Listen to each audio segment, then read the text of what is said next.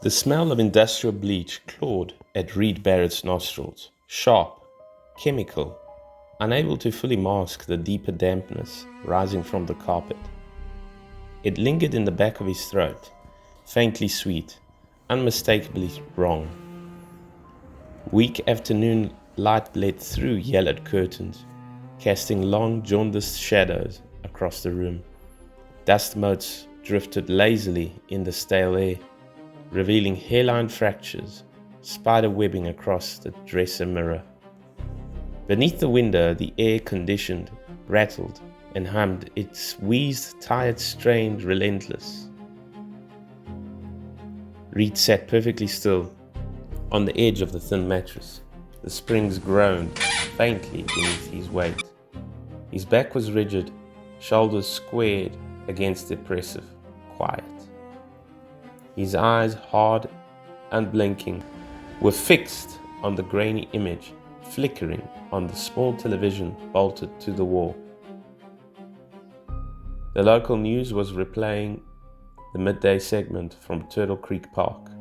A polished anchor filled the screen as the headline crawled along the bottom. Suspected child molester shot dead in park. Police investigating. Reed's jaw tightened just slightly. The report was careful, sanitized. No mention of the weapon, no speculation about the shooter, no motive, just the basics. A man watching an Amber Alert description found near his vehicle. A child located nearby, unharmed. A co-anchor called it a tragic but mysterious end to a dangerous situation. And then abruptly, the screen cut out to the weather, sunshine, mild temperatures.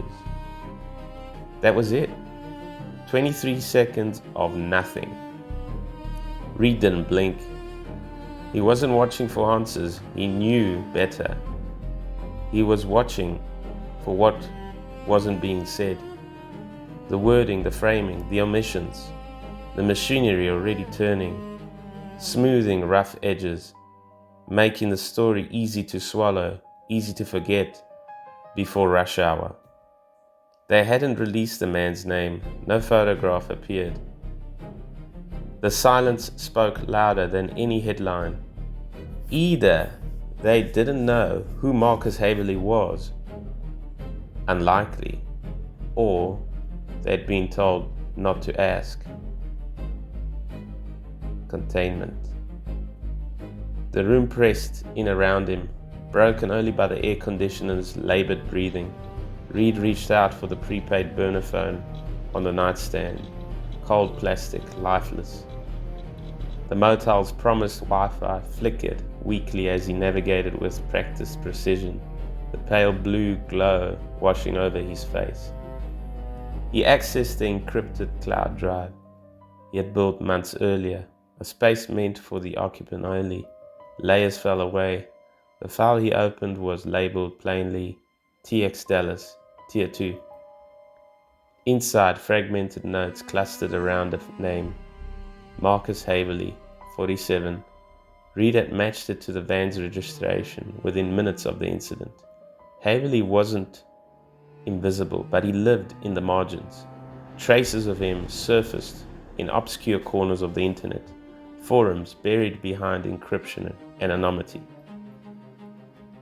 The posts were cryptic, but the pattern was clear. Efficient, reliable, quiet. One message dated 7 months earlier had burnt itself into Reed's memory. Marcus has TX cleaned up, fast, discreet. Room 17 ops run smooth with him in front. Room 17. The phrase hit like a cold spike. Reed had seen it before, scattered across other dark channels. Never explained, always followed by silence. Names tied to it didn't just vanish from the web, they vanished. Reed set the phone aside and reached into the worn leather satchel by the bed. He pulled out a thick, cloth-bound notebook, its cover scuffed, pages warped from humidity. He flipped past sketches of nondescript vehicles. tight timetables, lists of names, some crossed out with a single line, others circled, underlined. His fingers hesitated on a page near the front. Zoe. Nothing beneath it. He turned the page quickly.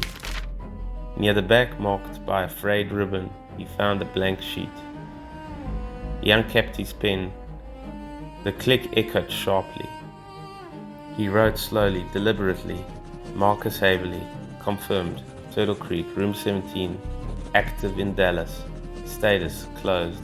Child, recovered. The pen hovered. He could add one more word. The expected one. The comforting version of events, but he didn't. The boy was safe for now, removed from immediate danger. But whatever Haverly had been part of didn't end with him.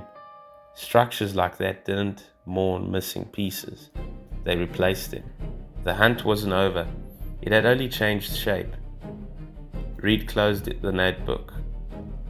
The soft thud felt final. The mental toll. There was no turning back. If he had disturbed something powerful, it would respond. Not immediately, but inevitably. The question wasn't then, it was how. And when he learned that he would finally understand what room 17 really was, the room fell quiet again, heavy with stale air. And unspoken resolve